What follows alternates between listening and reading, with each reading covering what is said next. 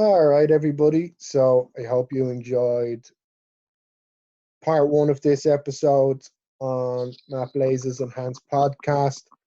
I hope you also enjoyed the prior podcasts I did on my own Irish Iron podcast there with Carla Sullivan and Ian McGarry. And I hope you all enjoyed that. Here we are going to continue our discussion. So last time we discussed, we got up to 2017. So Yeah, I think we hit about 2017 in both of our bodybuilding careers. yeah, so we got up to 2017. Obviously, we don't have a time limit here, so we can go into a bit more detail. So what I will do, I'll finish my bit because there's only a few shows anyway. It's not that much, and then I'll delve into yours, and then we'll. I have a few questions we can go into, and we'll just see where it goes. Epic. So fire away, dude. You keep going. Tell me the rest of the contest history. deadly. So obviously last time I compete, like 2017, I did the juniors in Ireland. Obviously, I came third and third. And then I said, you know what, I'm just going to go to the UK and do a PCA show. I had qualified for the universe, being third, but because I was 20, I just turned 23 at the time. I wouldn't have been able to do juniors, so I would have had to have done class 4 in the universe. So I ended up going over to the PCA, and I did the Midlands show, and I came fifth. The standard there was something else. I mean, that was a I small. remember seeing pictures of that. That was a serious show, but you came in pretty good. A small show. It was a small show in terms of the UK, but it was bigger than anything in Ireland. And going over there, I remember it was Tommy Staunton who said to me do the PCA for experience, see what the scene is like in the UK, go against other juniors. And he was right, because I came fifth, but the guy who won it, I don't know what he's up to now. He was a freak. All the guys who were ahead of me were just in better condition. Again, it was just condition, but the standard of the UK bodybuilding scene was phenomenal. And then obviously after that, I came back. So from 2018, I pretty much had a really good off season. I started working. I took a layoff. Didn't really train till February, and then I came back and I did the big off season with Christian. Pushing hard. It was probably the hardest I've pushed in all aspects of bodybuilding. And we got pretty we stayed lean, got really big, really strong, really full, dense, and pushing some mad weight back then. And I was like, and what do you think was the biggest difference for you doing that? Was it the change in training output or food intake or such, or what was it? My training doesn't change. Like it never has. And now we'll have, obviously 2019. I have changed it, just with a few niggling things and stuff. But back then I was able to go into the gym and I had no injuries whatsoever. So I was I had a 2 year and a half period of off season where we had no injuries. And I remember the food. That's golden. Dude, the food quantity was clean food. It was 700. There was a few Rice Krispie squares in there at the end of the day, and I think it was Rice Krispies, protein powder and stuff. But large majority of it, and I was working in House of Fraser at the time, so I got 2 lunch periods, an hour and a half hour, and I managed to stuff my face there. But the food quantity that Christian had me on, it was like the way he would eat. So it was stupid high. It got ramped up extremely high, and it was all clean. I think it was we worked up to about 900 grams of carbs at the end of it, 2,000, and it was clean. And were you using any glucose disposal agents or anything to help you process all that? I had Glycofuse, and I had dextrose and stuff like that. So during the workout, I'd drink about 100 grams of that. And then obviously what happened with that was a phenomenal off season. So we worked really hard on bringing up my just everything, to be honest. And when I stepped on stage in 2019, it was a weird, tumultuous time, because I was with somebody for a year and a half. She broke up with me 10 weeks out from the PCA Galway show, which was in May. So she broke up with me in March. And I remember at the time, I went off and binged for like 4 days on food. And then we got back together and I broke up again. So it was kind of a situation where my personal life interacted very badly with my bodybuilding. Yeah. And, Oh, it can happen. you We've know, all been there. it's a situation where you're helping somebody who doesn't want to be helped. But I'm not going into mad detail with it, but like, but Oh I no, thought, but that relationship stuff around a show can be absolute head melting. That not to jump the timeline back too far, but that 2013 show was with my last long term missus before the one I'm with now. yeah, She was meant to help me with my shaving and my tanning. Being this was my first show, I'm a dude, yeah, I've never yeah, done that yeah. before. And I would have been happy to pay a beauty therapist or somebody to do it. She's like, no, I'll help you. She ended up not coming over to shave me till the night before the show. Oh, that happened to me, man. It was ridiculous. Happened to me in 2017. My parents were in Portugal, so I had to get a friend to come over the night before, tan me up and shave me up, and it worked out fine. Like, because I knew that was going to happen anyway. I never Yeah. shave. I'm like my skin wouldn't be overly sensitive, so I never had issues with shaving the night before. Uh, But obviously for Not 20, that I was in great condition for the first show, but I blew up like a water buffalo from shaving. yeah, it just Like didn't. she went at me like a hacksaw with a dry blade. I was covered in lumps and bumps. Stop. But the problem is the tan doesn't sit well then, and you're Yeah. holding water under the skin and everything. It just doesn't help. But I remember, in 2019, it was my first open show, so it was my first men's bodybuilding open, and it was class three. There was no class four. It's a good class. I mean, I was against Johnny Gillen and Paul That was Johnson. PCA Galway, was it? Yeah, man. And I remember the Irish Open. It was the Irish Open. The Gal in Belfast. The Galway show was in October. So Right. I came third in the. It was my best placing of 2019. You kind of brought. It was a weird. Like Christian was helping me with the prep, but like essentially what we tried to do was it was I wasn't. He came to the conclusion that he could have pushed me further. But what he wanted me to do was get qualified to do the PCA finals. That's all he wanted me to do. That was my aim. I wanted to get my qualification. Win or lose a show, I wanted to get my qualification. So I think the package that we bought was my heaviest weight on stage. I was Jesus, I think the beginning of peak week I was 86 kilos, so I was probably around 82, 81 on stage. I think at the It's heavy for lowest, your height. yeah, before I started carb loading, I was 79, 79.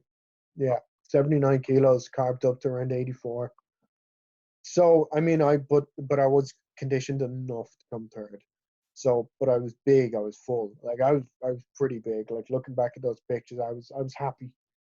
But obviously, in terms of what the judges wanted, they wanted more condition to win the show. But like, obviously, I got some pretty harsh criticism when I asked back, and I was like, you know what? At the end of the day, I get it because they want me to do well. Because like I remember Tommy Staunton saying to me like, you can win these things, but you need to be in condition. And I also understand the aspects because I'm friends with these guys as well. It's like they don't necessarily want me to coming off because it's not as if I'm coming in off and placing badly. I'm coming in off and doing okay. So it's like if I was coming in like peeled and doing really You'd be bad, winning. well, no, if I came in peeled, like let's say the scenario Yeah. was like I If you came, came in shredded to the balls and they placed you fourth or fifth, yeah. it'd be a whole different conversation. So I think in their aspect, the judges just want to see the best of every competitor. So And I how understand do you find through the years getting feedback? Like, have you been able to get feedback every time you competed? I'd be quite lucky in that I'd be friendly with the judges. I would Yeah. know them. So I actually would just tell them to be completely blunt with me. And, I took it. You're like, don't sugarcoat it. Tell me I'm fat. Tell me Like, I'm small. like, obviously now me and Christian were like, some of the criticism was a bit harsh. We got the long term goal, which was go to the PCA final. No, obviously I wanted to win the like. It was a weird prep, as I said. Like, so I was just happy to step on the stage and do as well as I did. Like, I remember 2 weeks Yeah. out in tier one, and we were still giving it a shot, like, and didn't work out. Then um, over the summer, what happened? Good diet actually was really good. Like, as I got a new job, I was working quite well. Then I left the job. I was training 4 times a day, doing 2 cardio sessions a day for the October shows and Four weights. times a day. What Yeah, what did 4 times a day look like? I was like, Pump sessions or it was no, it was just individual body parts because I was doing push pull legs for the off season before that, and and I felt that worked quite well in getting my strength up. So at that point, I would do shoulders in the morning, let's say, and then I'd do quads in the evening, and then like so basically a smaller body part and a bigger body part each day. Take a day off in the middle of the week, but I do cardio 6 days a week. So what happened was basically I got really this is like my this happened in 2017 as in 2017 as well. Um, I get peeled. I get close. Like I remember Tommy was having a look at me 5 weeks out, and I was pretty much I would have gotten you were on the money. You like were there like stayed in that same position. I didn't really get any leaner. Like just stuff happened. I didn't get any leaner. Um, I think I was kind of second guessing everything because I was doing my own thing. Didn't have a coach. So what happened was I learned the hard way. When you're not completely peeled and you're carbon up, if you're carb sensitive like I am, you're you gonna hold retain. water, you spill over. You're gonna hold everything. So I remember before the PCA go away, I have some pictures on my phone and I've stuck them up, videos, and I was well on track. And then what happened was I made the mistake of carbon up kind of shit and a bit too much shit. So it was like a junk Yeah. load. And then What you shitload on some burgers and fries, or was it it like wasn't even that, man. It wasn't chocolate and jellies?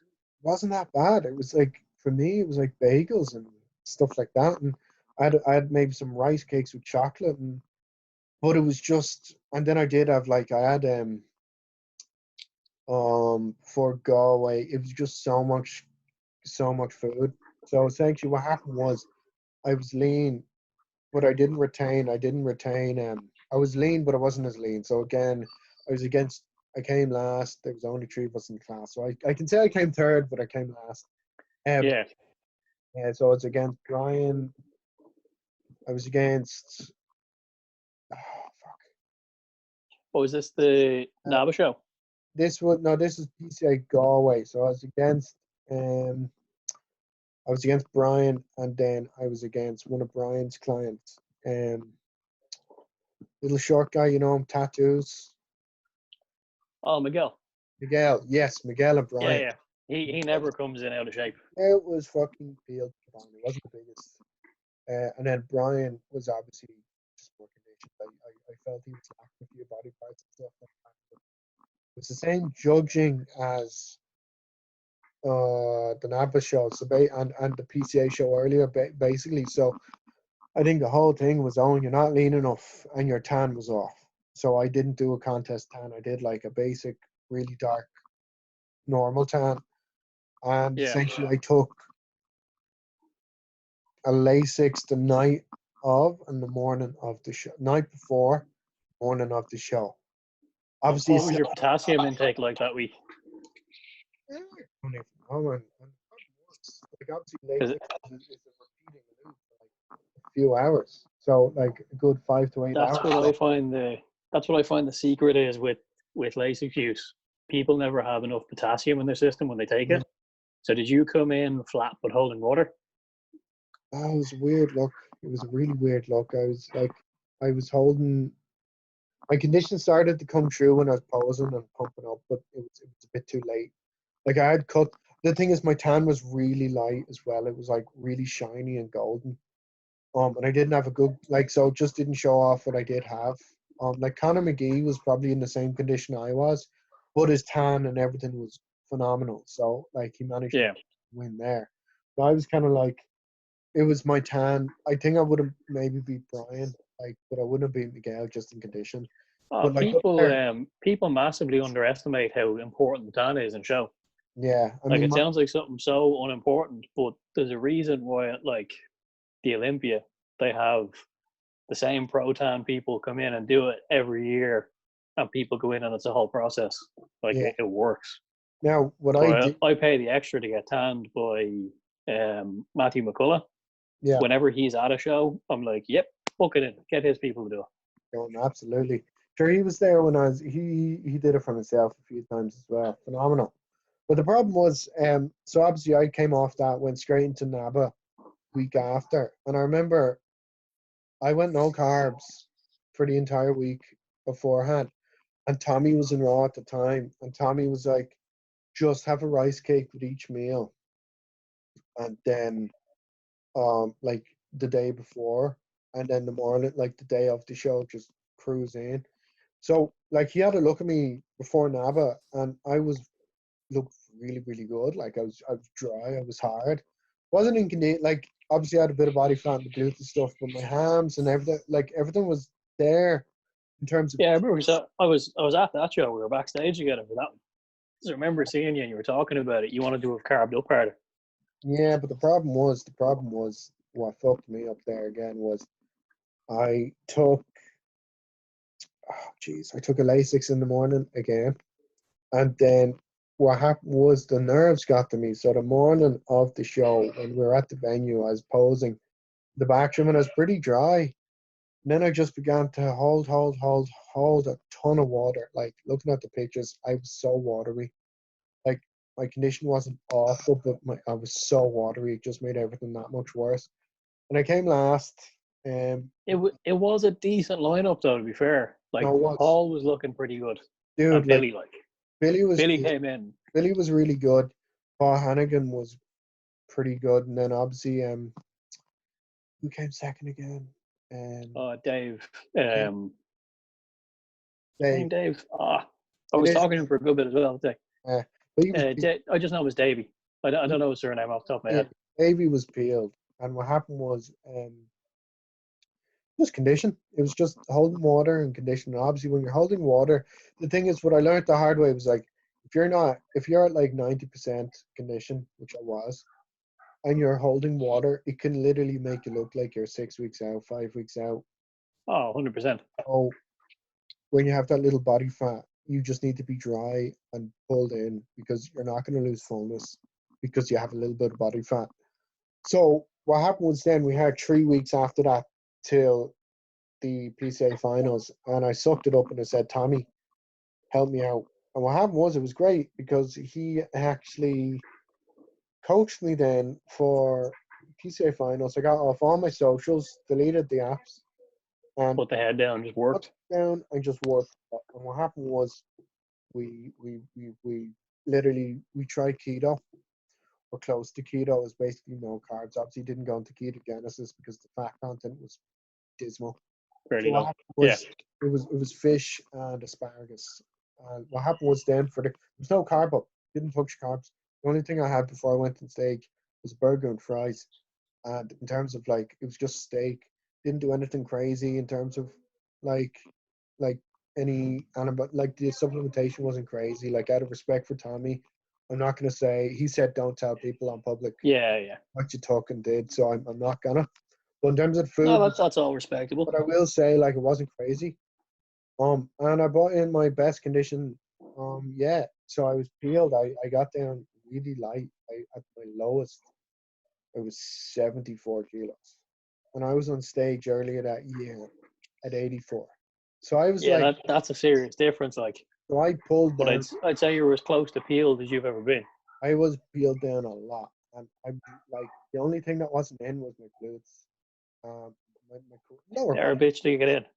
Yeah, but I was delighted because you know what? It was the first show ever where I wasn't holding water. There was no nerves because I was stoned for the whole weekend.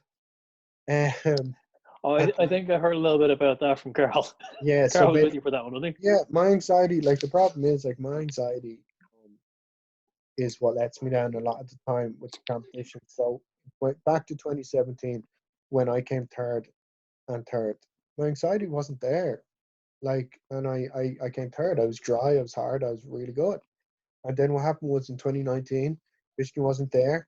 He was on the phone to me when I came third the third time, and I was delighted because he was there through the phone. Obviously, his son was sick, so he couldn't make it up. And then when I was doing my own prep, the nerves got to me, and that's what fucked it up for me. In terms of show day, not like can't like Yeah, not the entire thing. It's just the no. actual But being there by yourself day. that's it. So what happened was for the PCA finals, we didn't carve up or anything, didn't do anything crazy. Probably was in. Just But cruised into it, chill. my weight did. The only thing I felt was my digest. I didn't take a shit for like 3 days, so I ended up getting a diet like a stool loosener, and it worked the business. Got my bowels flowing because our whole point was keep the waist as small as we can, and if there's no food in the gut, you're not going to be holding water in the gut either. So what happened Yeah, was, simple. yeah. It's chemistry. So what happened was, I was really good for the PCA finals. Like it was my best condition yet. I wasn't as big. It was pretty big. I actually no, you know what? Looking back on it, I was pretty big because for some reason my weight was 74 about 4 weeks out, 5 days out, and then I think it was on stage at like 77. So whatever happened, I think it was kind of went up. Yeah, it's carbon back up, getting your glycogen stores back up in the tissue, but retaining your small waist. I think it was like whatever happened. I think my body just absorbed every nutrient. I filled up nicely, but I held my condition. Didn't touch any rice or anything. But then what happened after that? I went up to like 93 kilos the week after, and pretty much I think I remember seeing that on IG. The yeah, serious blow up off that. grown up. And you know what? But my whole take on that is like, look, at the end of the day, after 6 weeks, two people are gonna be the same. I'm like, I just want to get heavy fast, get my body used to it, and then recomp it. I don't want to do Yeah, clean fucking bullshit like, oh, recomp into the. No, that doesn't work. Like if at the end of the day, when you're 10 weeks into your off season, you're gonna be 10 weeks into your off season.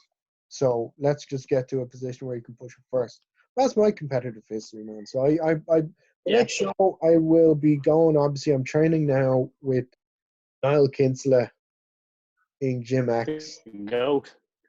and I think basically I'll be doing my own like diet and supplementation, but I'll be bouncing everything I have off him. And Yeah, knowing him, he'll just be straight to the point with it. And I'm just gonna do what he did, which is basic hard work. And the way he trains is the way I kind of train anyway. So it's a good chemistry there. And I've known him years, so I just thought I'd ask him. And I know he doesn't prep people, so I'm delighted that he wants to help me. So I'm that's it, man. I'm just gonna push it, and then that's it, man. oh, So look, you've got somebody there that's going to push the training yeah, intensity when you get out anyway. I've yeah. never seen that man not train hard. No, 100%. He's a freak. So I was gonna join the gym actually. I was gonna get up there once or twice a week. Didn't do it because lockdown. So Yeah. Oh, well, when all this kicks back out, that'll definitely still be a gym that lasts to be able to yeah, get back in there. 100%, 100%. Right. So that's my shit done. So we'll get into your stuff. So Cool. you, Well, look, we're on similar enough timeline. We started the same period. Like my first show, 2013, NABA juniors, in the biggest category I've ever been in. Same with yourself. when did you start training? Um, Like, how old were you when you started lifting? so I would have been the dicking around probably about 13, 14, picking up a dumbbell and just doing stupid curls because I Yeah. used to be a fighter. Yeah. Okay. I was a kickboxer, Okay. Yeah. and That's a from different doing discipline kickboxing entirely. Like, a little bit. But the transition on that was eventually you get bored of just kickboxing because there's nothing else. There's no ground game. You exhaust the kicks and punches, and I went, I'm gonna try MMA. MMA is the first time where I got weighed in, and I think what did I get weighed in? I must have been 40, 43, 44 kilo, and like I'm 5'9". yeah. Oh my. So Yeah. figuring out I was one of the lowest weight classes there was Yeah. made me go, how do I fix this? Yeah. That's very, very, very much a case of Yeah, it did. So what made you want to say like bodybuilding? Like, because like obviously you have the comic book background, you're into all that. Was there any A inspiration? lot of it was big time that. Yeah, Like obsessed with comics. My main hero's Superman. That's where the whole name comes from. yeah, Discovering that you can actually create that by walking in the gym. That's exactly what led into bodybuilding. And similar timeline to you, when I was getting into it was when Jay was king of the hill. yeah. So 2010. seeing Jay Cutler, I'm like, I want to do that. So I moved from training in a commercial gym, and it wasn't an energy fitness yet. It would have been called Jackie Cieli back then. Yeah, that's where Um, that was my first gym. There was yeah, one of they did a trick like. that's where Gold Gym is at now. So, Well, basically jumped from there straight into Image Gym and Swords, which I could not have had a better gym to learn to train. Like there's John that owned it, Enda was still there, and Niall was training there. I remember one day, I must have been 17 or 18, maybe a little older, because when Irish Muscle Power, or Irish Muscle, the website was running, they came in to record Niall doing a back session. And I remember seeing myself pop up in the video in the background on the T-bar row whacking away. I'm like, shit, there's me training. that's pretty funny. But that was back when his comeback. That was his comeback, 2012. I see. Yeah, right around all then, when he was on that, what was it called, Baz, the TV show. It was Yeah, on RT. that was 20. Yeah, That was a mad old time yeah. because That was I worked for Sky for a while, okay. and he occasionally would have come into the office because he had to come in and do stupid guest spot things within our office, and I got to talk to him about it once, and it was like, "You went into my favorite ever gym." He's like, "What gym is that?" And he's like, "Oh, that place was crazy." Even after doing the documentary, he still just didn't get it. Yeah, Like yeah, I'd never do that. yeah. But then from But it was there, just, did you do your own prep? Did you compete like without a coach your first time? yeah, yeah. Yeah, So I basically a few times the dudes in Image were like, "When do you want to compete? When are you going to do it?" I'm like, "No, no, not yet." And then must have been 7 weeks out from 2013 Mr. Ireland and went, "Yeah, I'm doing it." I got the registration form from Paul Byrne's wife, who does all of that stuff, got it, filled it out, did the postal order, sent it off, and said nothing to anybody. I just asked for bits of advice. yeah, And yeah. about 2 weeks out, I finally went, John, I'm doing this Mr. Ireland show in 2 weeks. What do I do? And I had probably 10 different people in the gym tell me, take 10 grams of vitamin C, take 20 liters of water, do X, Y, Z. Too many cooks in the kitchen. Yeah. But did Um, you, it was good though. where did you place? Where did you place? Outside the top 10, so no idea. Was it, I was not. there's a lot of I was people not. there, man. Like, It was a video's huge still up on category. YouTube. The video's still up on YouTube, man. Like, I found it recently. there's no sound. I got a comparison picture. Yeah, I'm sick. There's no sound because one thing that I did have compared to a few people at that time. Now, give me 1 sec, because I'm going to plug this phone in before this dies out. One thing I did have up on a few people of my time. I'll connect this up. I'm going to switch headphones. Was I had a posing routine. A lot of people hadn't thought about that at that level.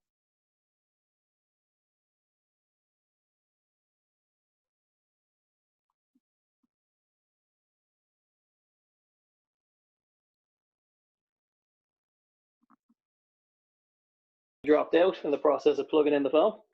the grand. Just paused it there anyway. Sweet. So you back on recording now? We're Cool. back. Yeah, so I actually had a posing routine, Kanye West song Power, that I'd choreographed and planned out, but that's not on the video due to YouTube restrictions.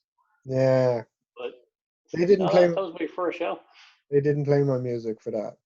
They didn't play my music for all the NABBA shows I've done. They haven't played my music.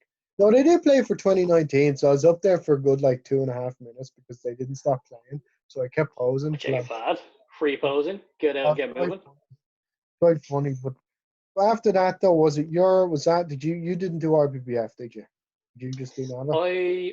I did RBBF once. I did it in 2015, and for context, and I'm 5'9.5". The half inch is important.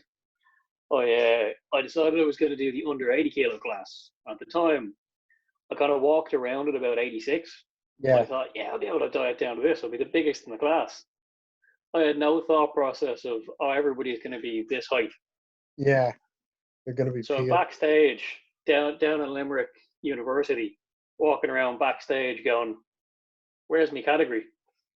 And somebody went, what class are you in? Went under 80. Went, they're down there. I looked down, I'm like, oh shit, wrong class. Now I was under dieted for that show as well, so I wasn't lean. I Right. just was like 79.8 kilo at weigh-in. Literally just under the limit, like. Just about there. Didn't place in that show. So my first few forays into bodybuilding were not successful. Okay. I actually didn't win anything until last year. Okay. That was So it was 2015. Did you compete in between those shows? Yeah. So I did 2015 in the under 80 class, and then PCA in 2017. Yeah. I did Belfast and I did Body Power. Both I did classic physique, Really? where I had to weigh in at 82 kilo, which I've learned doesn't look good for my body. Right. Looks too big for my height. And the amount of effort I have to put in to get to that weight, I'm just too empty. And regardless, I wasn't lean enough anyway, but I was sickened in Belfast. I couldn't carb up, because if I carbed up, I was going to be overweight. Right. Weigh-in was that morning, and then show was that afternoon. Literally sat there with a bag of oats ready to go for once I weighed in. And when I register, I remember because Emma Hinman was the one actually registering people at the desk when she was doing world judging. And I remember her giving me my number, going, yeah, there you go. And I'm like, where do I weigh in? It's like, oh, you don't. Like, what you mean I don't? They didn't weigh anybody in for Classic.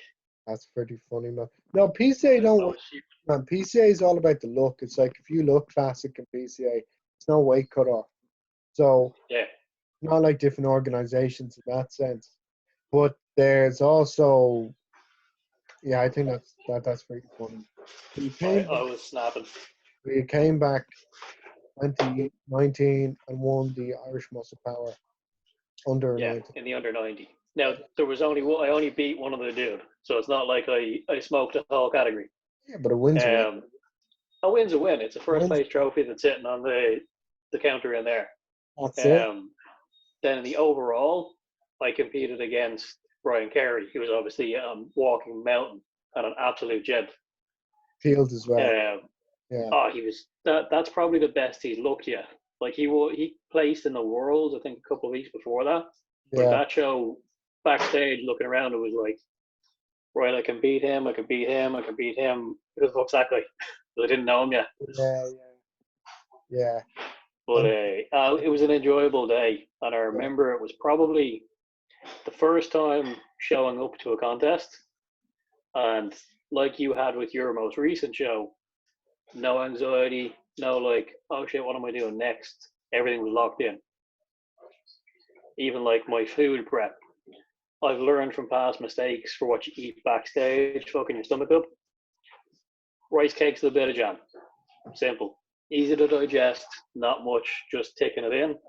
And the guy that I beat, his first name was Matthew as well. I can't remember his surname. Mm-hmm.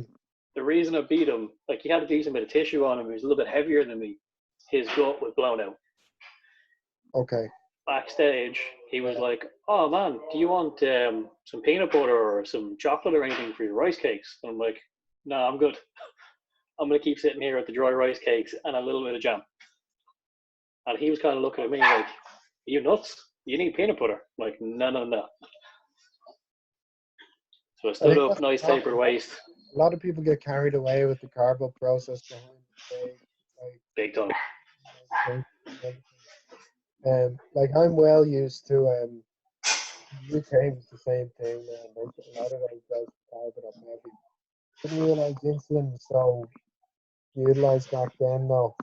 Like Oh, big time. Tommy was the one person who told me there's no point carving up like that. That's a fake insulin. Like there wasn't. So every carb up I have done, bar the one with all the junk, it's usually been clean to be honest. Like it would usually just be bagel, like good whole food sources that would stay in the body. Yeah, the stuff that's easy to digest that isn't going to slow down your gut or sit there for a few days. Yeah. No, I Like remember. I've done it every which way. I've tried it with like dirty stuff of eating fries and burgers and all of that, and that never works. Yeah, Even what's your stance on alcohol like before? Have you ever messed around with that? I did actually. I did. I had a glass of Hennessy before NABA as a junior. Um, to be completely honest, I don't think it's as much a diuretic as people think. No. And Now the especially only if you're going to use actual diuretics and then you're having alcohol as a diuretic, yeah, I'm like, don't get me wrong. you're bro science in it. Now 7 weeks out from NABA 2017, I had a session at my house and I had a full bottle of Sambuca. That was a diuretic because I had a full Oh bottle. yeah, you drank a full liter. So I woke up really dry. Like I felt like shit, but I was dry as fuck. But no, I to be honest, I think it just eases the anxiety a bit and stuff like that. I think it's more of a mental thing. I do think like a glass of red wine releases your anxiety. It releases the dopamine and serotonin in your brain. You're gonna feel better, so you're gonna look better. But to be honest, I think it's the same thing as smoking a joint. I think it's more Yeah. natural than anything. So I think that's just my take on it. Like I mean, I saw girls and all the old school guys, like they'd be drinking shots backstage. And I'm like, what's the point in that? You don't want to be locked on stage, like. But Yeah, and let's yeah, be real, if you've dieted down properly, you're dry enough, you're potentially dehydrated. If you do drink, you don't need much to get pissed. and like I remember the one thing I found out, like this is what I found out as well. Like I can handle a lot of like I can go on low carbs or no carbs for long extended periods of time, still maintain a really high level of strength. I won't lose tissue because of the training. And but when I touch Yeah, a you've carb, been working on that tissue for years. yeah, but when I touch a carb, I just fucking go up like a water balloon. But in the off season, obviously you're going to be pushing the carbs. So I think next time I do prep, I'm literally just going to try keto, see what happens because I don't think What? or carb cycle initially and then just drop the carbs 4 weeks out and just see what happens. But again, I'll talk to Niall about that, see what happens. And also it depends on looking at the end of my off season. But which Oh is said, yeah, if you don't need keto, there's no reason to do it. oh no, absolutely. But Like I didn't do it as a junior, and I looked really good as a junior. And I was carb cycling. well, we've different metabolisms as juniors as well. Yeah, yeah. I think I think I'm getting leaner as I'm getting older. Like I'm walking around now, and my legs have cuts in them. My glutes is like you can see glutes. You can see my hamstrings. I've never had that in off. So I don't think it'll be as hard for me to get into shape. But my Achilles heel, No, you're getting more tissue as well. no, but my Achilles heel is push. It's literally missing meals. Like I'd miss meals. Like I remember the one thing Christian bet into me, and in fairness, because I was working a job with schedule, I forced my meals. And when I was at my ex's house, I would eat meals with her. But I think the last off season, the main issue I had because I didn't necessarily have um well this off season even I didn't stick to a set meal plan. I just ate when I could eat. But I think going Just ahead kind of after ate what you felt like. yeah, and I think going ahead after the lockdown though, even when I start training next week, once the plans and everything arrive, and certain things like that, I think I'm just gonna be starting. I will start eating 5 meals a day. I've never done 7. I've never done 8. I've always done 5 to 6. Slightly Oh, more. I've done that stuff. How did you feel on that? So it's a funny one because it would have been. I think the year was maybe about 2014. Right. I made a foray into trying to do strongman. Okay. So I started out at probably 82, 83 kilo, and I said, right, I'm going to push my food as high as I can possibly get it. And this is no exaggeration, 7.5 to 8,000 calories of clean food for 8 weeks. I was 97 kilo. Okay. Not a good 97 kilo. I wasn't terrible. Like, I still had a weight, but nothing had any cuts. Yeah, but I And feel this like is literally eating. I was John, probably eating 8 meals and drinking probably 3 high-calorie shakes every day. yeah, And like none of it was junk. You're talking potatoes, mince, oats, eggs, good food. milk. Well, I suppose you nearly count drinking shit tons of milk as junk, but Not necessarily, I'd just say very not high. particularly chocolate or any of that. No, And I I felt hated food. I felt my best gains were made. Luke Sandow said this: be a 90% bodybuilder every day. So 90% Yeah, clean, 10% shit. So I remember when I was a Christian, he was like this: Owen, eat your meals, but if you're going out for food or whatever, just swap a meal. Or if you want to have something on top of your meal, have it. And then by proxy, when you just cut out the shit, and you're 2 kilos anyway. But like yourself, the heaviest I got up to was 96 kilos, and that was in 2018. And that's when I was pushing the food extremely hard. Now I bounced back up after the show this year. I bounced back last year, technically. I bounced back up to 93. It was 93, 94 before the lockdown. And I wasn't eating nearly as much. My body had just gotten used to holding yeah, weight. sure. When we met up for legs that time, you were sitting around. I think you said 91, 92, Yeah, and then I gained and another. like that didn't seem like it was difficult to maintain food-wise. No, it was my body got used to it at that point. But I mean, I came from a position where, like yourself, I was 55 kilos.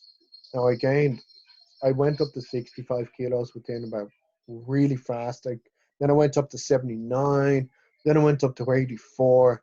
And then it was hard. And then I think push. I want to get up to about 110, 105 to 110. Like I think 100. If my body's so fresh, and you're probably in the same position as well.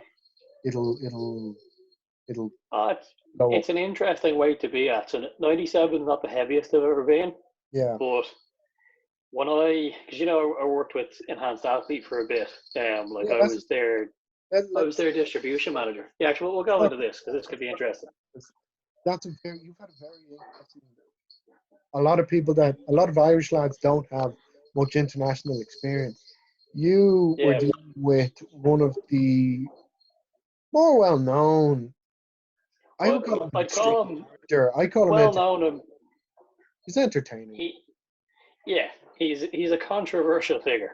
So for Now, anyone watching this who doesn't know, um, Matt here used to work with Dr. Tony Hughes, who has a slightly bad. He has a weird mixed reputation of experimenting heavily on himself. Um, but he has a supplement line, and he lives in Ireland. He's, yeah, but he's a very. I like to think of him as like Dan Bilzerian, but for bodybuilding and pushing stuff way further than most people do. yeah. It was I, an interesting from experience. But what I basically, what happened? from what I got, he just did it for the sake of it. He did it for himself. He Pretty wouldn't do. much, like Yeah, the journey that company pretty much went through. He was fully a lawyer, so when people question him being a doctor or calling himself a doctor, oh, Alec, can you? Um, he is literally a doctor of law, yeah. but he's somebody that his whole life he's been into bodybuilding and fitness, and he was actually natural up until he was, I think, 38, 39. He never did anything. Quite young, quite old. Sorry, starting. Yeah. Yeah, He was like complete anti anything. Like he puts it out where he's like, I wouldn't even take an aspirin if I had a headache. yeah. Complete anti anything like that. So his Basically, body was probably in a good. through experimenting, it was ready to soak it up. That's why he got a good bit of tissue on him pretty easy. But like he's talked about it a few times. The first thing he ever tried was T-ball to get ready for one show. Yeah. and just by itself. And like he was already training like a maniac, dieting properly, doing all that. But through trying to get things like creating a testosterone booster or arachidonic acid or these kind of different supplements, and then getting SARMs, his friends were then like, "Oh, can you get me a bottle?" And he's like, "Yeah, right," because he was ordering this like individual from suppliers all around the world. And then from what I gather, enough of his friends asked that their friends asked them. And then he was like, right, this is starting to be too much where if I don't do this, it's a missed business opportunity. And he went through the process of getting rid of his law firm, selling it off, and going all in on this crazy lifestyle. Now, the way long story of controversy behind them of being raided and all types of stuff for different mad stuff in every country. Yeah. But my journey with them. Where did you step in? Because I remember you worked as a sales manager for the UK, was it? Or So basically, in 2017, when I went to Body Power to do the PCA show, I was already following them and I found them interesting. I'd used one or two of their products, not even any of their songs. I'd used their organ support and I'd used their test booster to give it a shot, and another thing, arachidonic acid that I've done a video on. But I knew they'd be there. And it was like just off the stage, I just got my t-shirt back on me. I hadn't even had food post-show. And I'm like, there's Trevor, like never even mind Tony Hughes. He has this guy, Coach Trevor, who's probably the nicest industry person I've ever met. I see them standing there talking to some people. I'm like, shit. And Rachel's with me, the missus. I'm like, I need to talk to them. Went up, chit-chatted for a few minutes, and they invited me to come train with them in Emporium. Because Emporium is 24-hour during Body Power. It's like, yeah, we'll be up there probably midnight.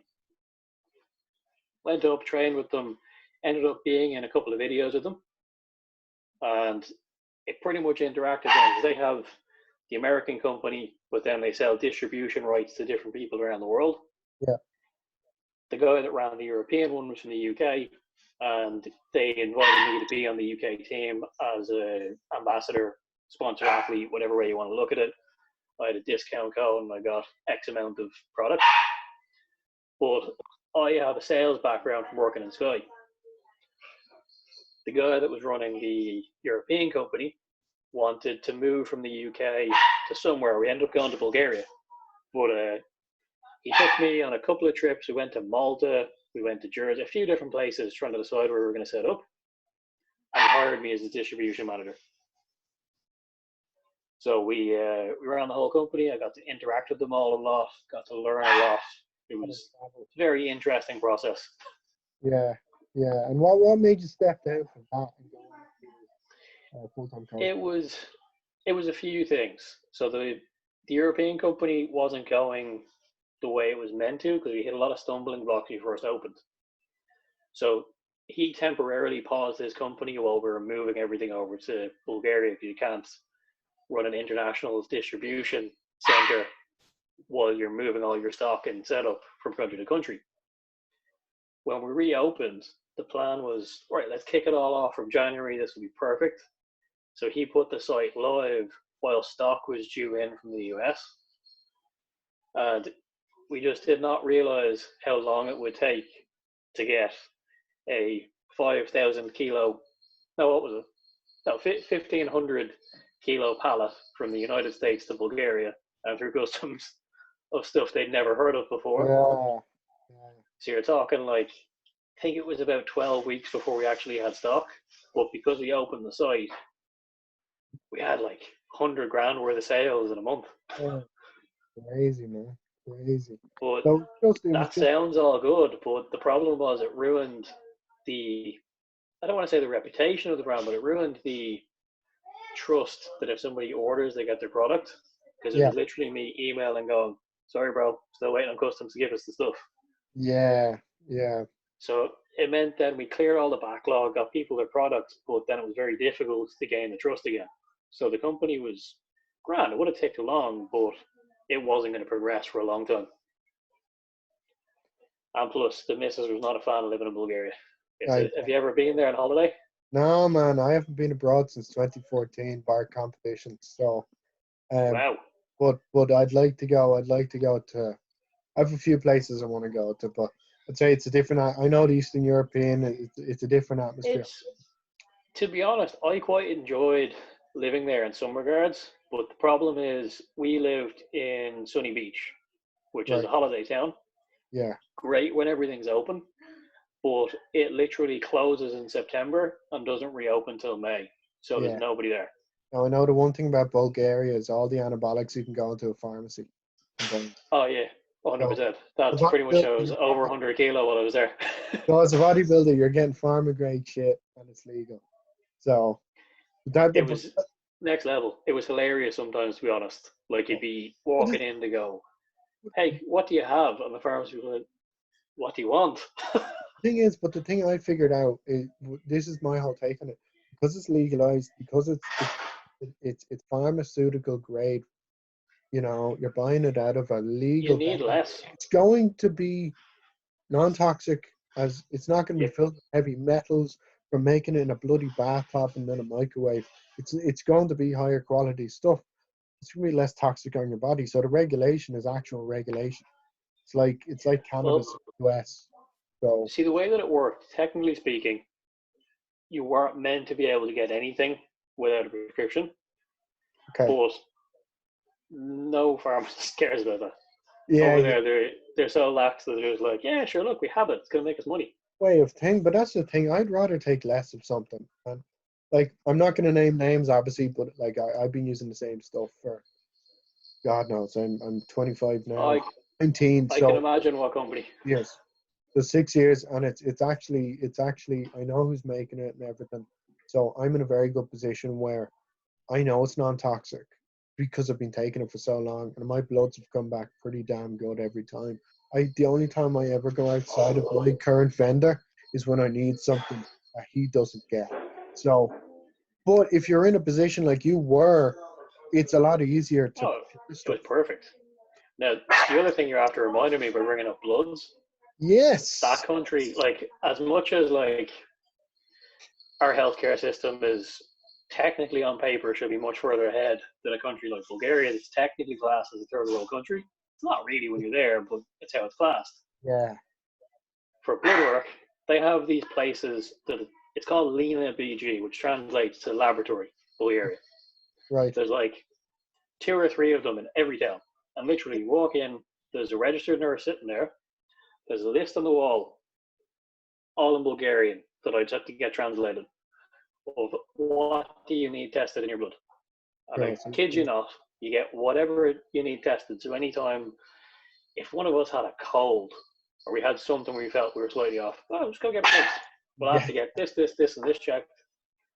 It costs the equivalent of less than 20 quid, and you have the Yeah. results available online on a website within 2 hours Yeah. See, for most stuff. Some things take longer, but I used to go to a place near me, and it'd be 75 a pop, so it wasn't too bad. I just asked what I needed to be asked for, and I'd do that after me competitions, and obviously I'd be pretty hush hush about it because it's my business. But like like that's the one thing I figured out because bodybuilding is slightly taboo. It's like even at home, it's like I'm living at home. Like I will be moving around. say with yourself currently. Yeah, yeah. So obviously with the anabolics in play, the only concern that I have is health. And I'm like, look, hey, I'm doing my own blood. I'm taking care of myself. Right now, I'm the healthiest I've been. So I'm kind of like, it is your own responsibility to do that. But like you and me came up in an Oh, it area, is. a lot of juniors didn't touch a lot of stuff. Like, I mean, the guy I'm prepping now, he's 21. He comes from a powerlifting background, so his natural strength is quite high. He's never touched anything to the level that I know some of the youngest juniors have been. Like, not naming Uh, names, but I've been there's some talking to juniors now that are doing crazy stuff. dude. I have been talking to some juniors. I don't know them, and the first thing they say to me is what I'm taking. I'm like, pal, I don't know yet. Don't tell me this stuff because I'm not gonna say anything because it's me. But if you tell the wrong person, it may not be good for you. But Yeah. I see them taking all this shit and then they don't even come in condition. So I'm like, Well, what I found crazy is because within my coaching niche, I get kind of people that are late 30s, 40s, that type of thing for dudes for regular training. But I'm still in that gap where I get kids that are like 20, 21, 22, who, when they come to me training wise, and all I'm trying to talk to them about is this is your training plan, this is your food plan, this is like regular supplements. Let's get your sleep right, let's get your water right. And then they go, but what about gear? And I'm like, what? And then we'll have a conversation where he's like, well, oh, if but sure, when I was 15, I was taking X, Y, Z when I was playing rugby. And I'm like, when you're what? 15, see, And he's like, yeah, I just took that on and off. Like, I actually find it hard to find somebody now that has never tried anything. and to be fair as well, that's why I respect actors for staying natural. Like Dan Lenihan won the juniors in NABA natural. He was outweighed by 20 kilos of muscle, and he won because he was in condition. Because all the He's juniors, that kid that had the blue trunks on him. that's it. And he came in, Yeah, he was in incredible shape. And his posing was just but he walks like that. perfect. He walks in condition. He hasn't had an off season, man. He looked the same at 17, which is phenomenal. Like at 17, he was jacked, man. Really good legs and everything. But he's pushing it now. He's up to the high 70s, I think, 80s, and for him, that's a big push. But if that doesn't say anything about junior level bodybuilding going down the drain in Ireland and aspects, I don't know what is, because Yeah. we came up in the same time. Now, obviously, you're a bit older than me. So when I did my best as a junior, I wasn't the most peeled, but I was in condition. And the guys who bet me were just, Mark was really good. And then Colin was fucking shredded. Obviously, Giovanni Yeah. was just like He's round. just a bit of another he's a next level of a person.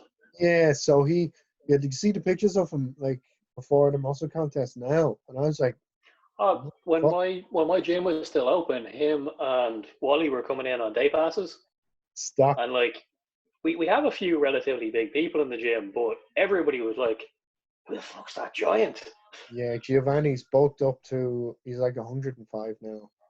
Or Like 100. it's his upper body, like he was walking around baggy shorts, so I couldn't see what was going on with the legs. But when he wears tank top, like upper body is giant. Don't think he has that mind muscle connection to his legs that That he has with the upper body. because it's overpowering it so much. But I used to train with him every week, multiple times a week during my prep and during the last off season, pretty much for the guts of a year. And then I think he just nailed. I think when he started his prep, he kind of just got tunnel vision and said, "I'm training with Wally and Shaggy and yeah, what I mean? Like when you're in prep, you basically Yeah, pick, and then you when just you get your people around you that you've yeah. clicked with and you get a good flow with, you're like, yeah, that's I it. wasn't That's what's happening. really when he was prepping. I wasn't really training as much, so I can understand. I haven't Yeah, seen it, I've but I've never got that flow in a prep. I get I get going good in a group of people during an off season, but when I yeah. start a prep, I'm just like, no, everyone fucking leave me alone. See, I've got headphones in. I love when I'm in prep training with people. I hate training with in the off season. I'm like, the only reason I train on my own is when I refuse to train with people who can't keep up, and that's not a Yeah. knock. Like that. That's literally just the point.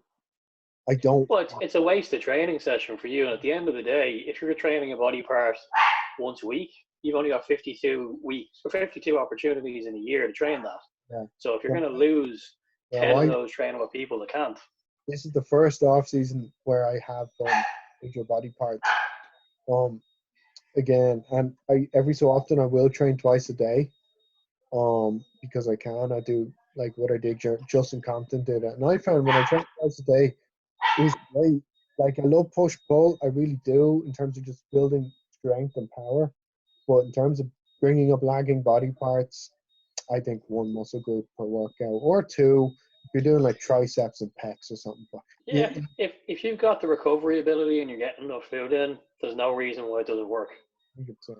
And I also like you're probably like during prep as well. Like I mean, the focus, like my focus does waver during the off season. During prep, it's so on fire. Like I remember going in those 4 times a day, and it would just be like, oh man, I just Enjoying every moment. love being in the gym. I still love being in the gym in the off season. See, when it comes to what I do when I'm training in preps, I like to romanticize the idea of, oh yeah, I'm gonna go in and I'm just gonna do push pull legs and train like Jordan Peters and do all this. But if you look at Every Jordan time I do that, himself, man, he's torn. He's like he always has an injury because he does push yeah, and pushes himself so hard. there's no way you can deny he trains 100%, but it does cause those injuries. But Like every time I review my best looks or times where I was really making progress, I was so Milo Sarachev's training method of doing the giant sets. yeah, I did it. I used to do that when I was a teenager. For legs, I have never found anything that works as well as that for making me progress fast. you But think? I can't withstand it for a long period of time because then it has the opposite effect. So would you be a high Like, volume guy or a low volume guy then? Would you or mix it? that's the thing for me. I think it needs to change. Like, I Okay. need to nearly periodize my training on prep where I have certain periods of time where the volume goes up. But, like, when I say I train the same way as him, like, I'll create a circuit in the gym. Now, I'm lucky every time I've done this, I've either been managing a gym or had keys to a gym where I can go in when the place is not open yet. Yeah, yeah, Because, yeah. like, for back, like, during the prep for the muscle power show, my back workout was rack pulls, T-bar row, lat pull down, pull over, high cable row, and a high to low lat contraction Uh, repeatedly. 10 reps of all, but with heavy weight, with tempo on every single one being slow and contracting. yeah. So, like, I didn't need cardio then because that was No. continuous activity for 8 exercises nonstop. Yeah, I'd fall down on the floor for 4 minutes in between the sets. yeah, yeah. No, Jesus, I've done both. I did when I injured my leg, when I was 16 or 16 or 17. I did legs 4 times a week. Bring it back up. It was natural then too. It somehow worked because like it got bigger, and then I hopped on the sauce then when I started my prep.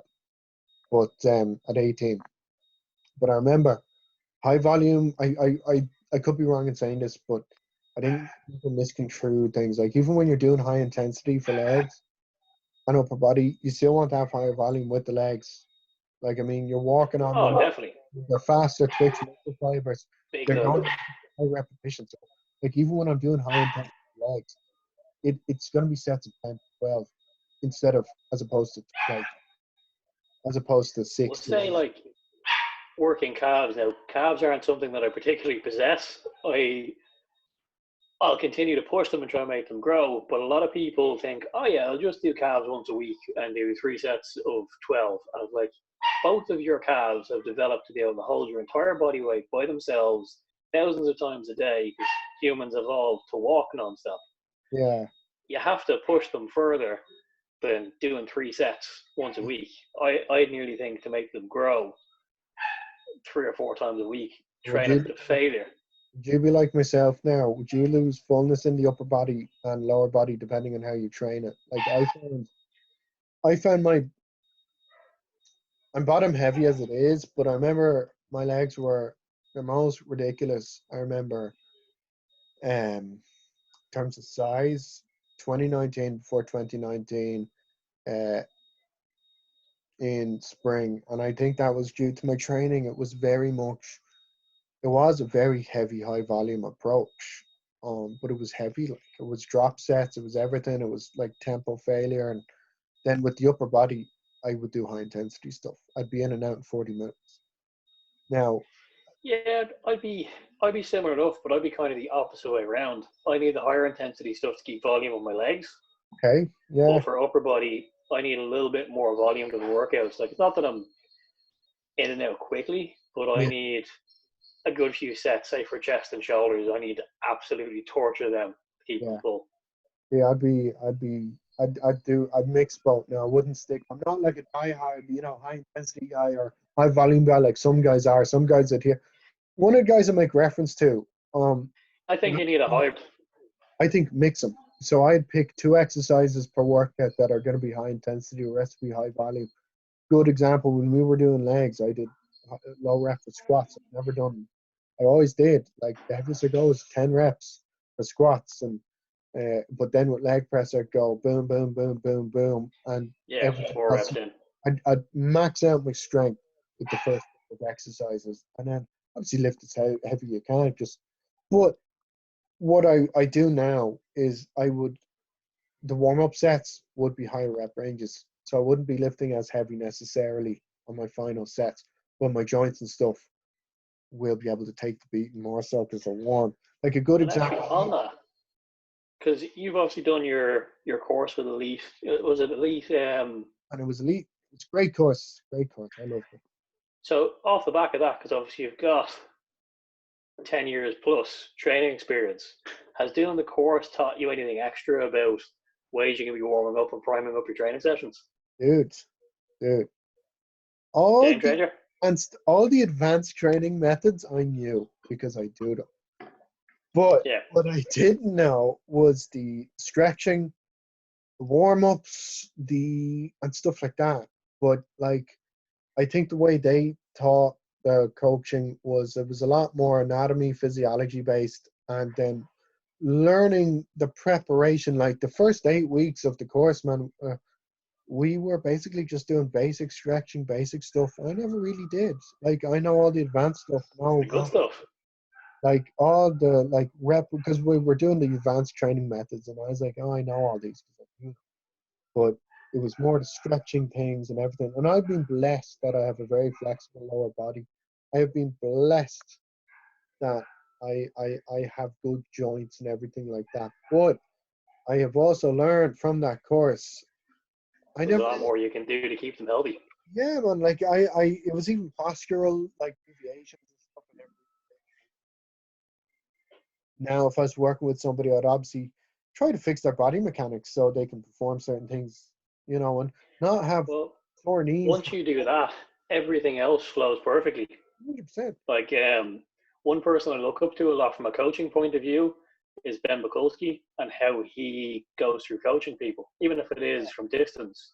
His Yeah, primary focus is getting you to have a good posture and breathe properly. yeah, So apparently, a few people in the past have gotten a bit pissed off with it, where they paid him for coaching, and he's like, "Oh, the first month, no, you're going out to walk and breathe, not giving yeah, you a training plan. You yeah, don't need one. Your posture is fucked." yeah. Sure, I remember someone who told me who has been a like Christian again. I make reference to Christian McLinden a lot, but again, I Oh, grew up. he's a good dude. He's given me a little bit of help here and there. I don't know I've him learned so much, closely, but and he's been one person who's adapted his training with time. Like, I remember training with him. We would do because he's gotten information from Jordan. He's worked with Jordan Peters. He's working with Patrick Tour now. He's worked with oh, Brian. he's gonna be sick if he's working with Patrick Tour. And He's I haven't. pumping out some sick athletes. I was going to train with Christian now, and I was going to train away. And the way I remember Christian was telling me the reason why he does that training now is because there's no point. Whereas beforehand, he was doing. I couldn't keep up with him, man. I think the heaviest I've ever had squatted was like 7 plates, and that was with a band. Okay, but it was like he was doing like 12, and I was like, Oh, no he's wonder. savage on a hack squat. But no wonder the knees are fucked because like it was such beating down on him, and as well as that, it was a case of his condition. He's always stage ready.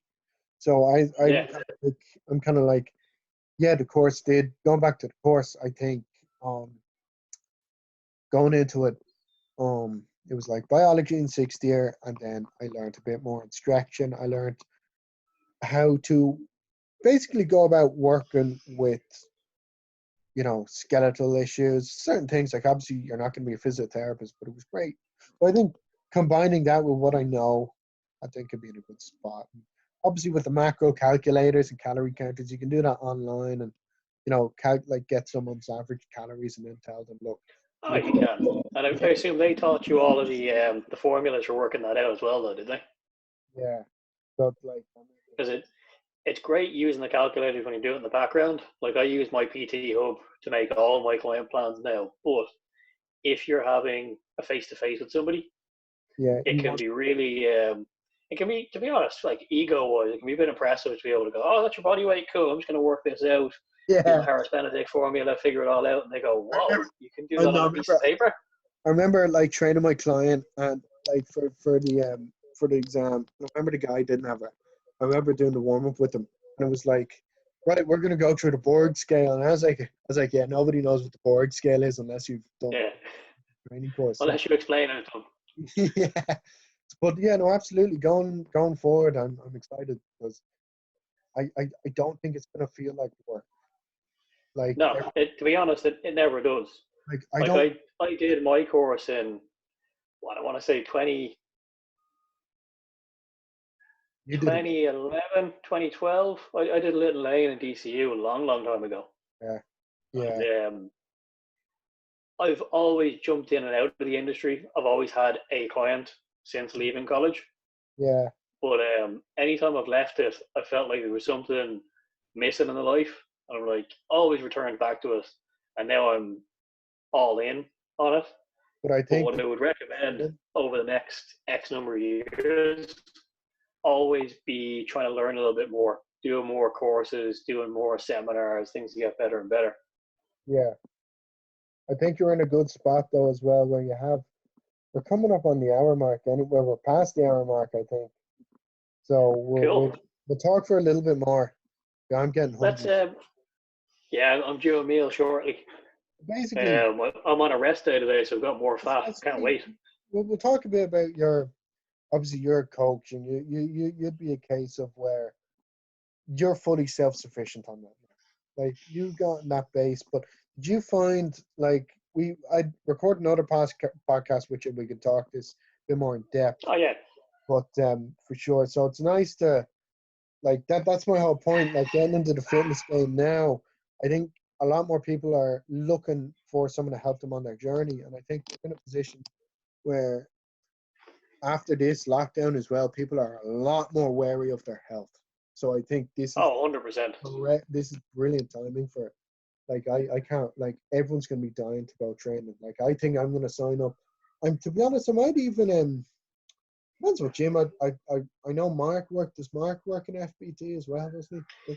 Yeah, so he works in the one in Swords. I'm in the one in Coolock. Now, I live in Swords, so in theory I probably should have worked in the one in Swords, but the missus worked in the one in Coolock. I'm mates with everyone that works there, so it's where I went. But like it's probably the best gym I've worked in from a community point of view, with the people you work with and the setup. Because most gyms you're either paying a huge rent to go in there and be allowed PT, Yeah, or you're working a shit ton of hours in lieu of rent, and yeah. there it's really reasonable. You're Well, working 8 hours a week. FlyFit's not a bad situation. FlyFit, I know, 12 hours of work a week, which is nothing. It's divided up trade. It's yeah, it's Work, grand. I've done FlyFit before. I worked in FlyFit Georgia Street for a while. badly. How'd you find that? Um, it wasn't kind of there was nothing wrong with it. It was great. Like for a period, I remember when I went in to ask for the job, there used to be I won't ping in the names on it, but there used to be a woman that was like the area manager for all of them, but she was specializing in looking after that spot. Yeah, I just went in and asked one of the trainers, "Hey, can I get whoever's contact info to get in?" And he goes, "Yeah, yeah." Sent her a message, said, "Yeah, come in at X time." She used to be a member in Energy, where it was the first gym that I worked in. yeah, So as soon as I walked in, she was like, "Matt," because she used to do my Sting classes. I yeah, didn't have an interview. I got hired instantly. yeah, And for a while, that was great. There were some changes in management, and there was a few policy changes, so the vibes changed. yeah, But I prefer being able to work more closely with the owners of the facility. yeah. So, And like with FBT FBT, would be I'm the basically friends with the three owners. yeah. See, I in that position, in that side, like knowing that it's there's basically three gyms I have that I'm looking at. It would be Go Gym with Jay Abbey because I'm friends with him. You know, obviously he's in a unique situation where he has paid personal trainers, sorry, paid staffers, and they're on salaries, and then the personal trainers who are in-house just pay $250 a month rent, but you work 10 hours. Really? You work 10 hours and you're paid for the 10. So you're actually taking home money, which is a gift. Or you don't work at all and you just pay 500 flat rent. Now, obviously, if you have enough clients, I can get that. But the other one option for me was FlyFit, but I might consider FBT, even though it's a bit of a drive. I'm pretty much beside the motorway. I wouldn't mind considering a gym Yeah, like that. So, it's a nice spot. yeah, And the other benefit I found FBT compared to when I was in FlyFit, and not to be bigging it up just because I work there, but it doesn't matter if your client is a member of the gym. You yeah, don't pay any extra, they don't pay any extra, you just bring them in. cool, cool. Compared to FlyFit, they need to pay a day pass or be a member. Yeah, So for me, that's been a huge benefit because it means like a lot of my business now is online. yeah, I'm trying to build my online client base. I'm trying to put on things like a monthly meetup for exercise execution sessions.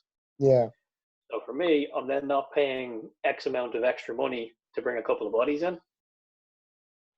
Or if I've got somebody that maybe lives in Cork and I'm coaching them, it's reasonable to say once a month, come up to me and you get an actual session. yeah. And I'm not charging them extra money to walk into the gym. Yeah, you're better off. That sounds like a decent situation. But going It's ahead, not bad. So, going ahead though, what would your future plans be in terms of competitive? Obviously, your plans. I know you're going to compete, but that's oh yeah, like the initial plan, it's not officially being cancelled as far as I know. Is doing WFF Universe in June because in okay. Thailand.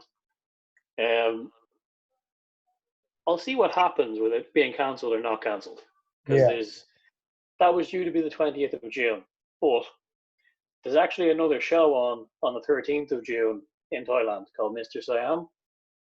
Okay. So I might. It depends on how business is going with the online stuff, but I might actually fly out early, enter the Mr. Siam in case the universe doesn't go on. Yeah, yeah.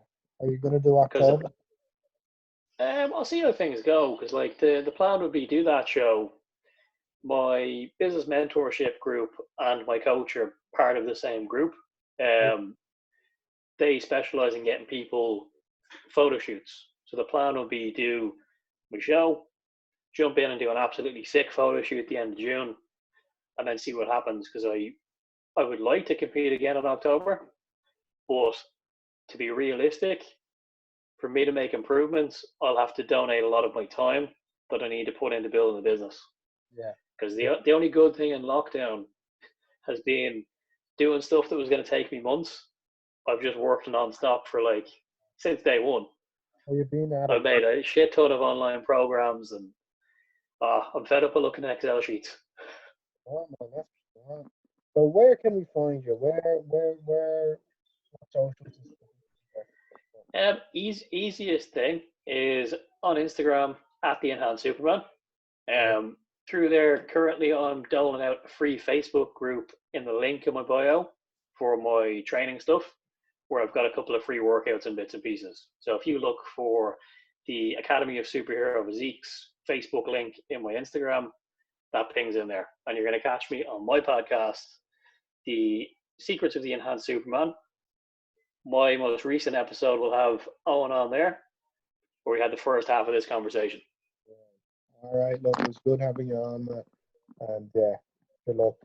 By the time, hopefully, people get something out of this, and I was talking to Mark even, and like he's well game to do this, so I think it would even be good to get a group, maybe get him on with us, or there's a few other people that we could probably do a group with and have a bit of fun with it, you know. Oh, 100%. I'm really excited to see where your podcast grows Yeah, because you're so friendly with so many Irish industry bodybuilders. This is just going to grow. And it's finally going to be a chance where the whole industry can interact and actually start having conversations. I'm delighted, man. Like I'm interviewing. I'll have like obviously this is episode number. Carl was the first. Ian McGarry was the second. You're number 3. I have Ross Byrne who works in Southside, and he'd be a proponent of. He's a young coach. He's very smart. He's worked with Larry Doyle. He's very successful as an online coach. And he'd be very much like, he'd train completely different to me. So I said, you know what, that's and he'd be younger than me, so his client base is actually quite young.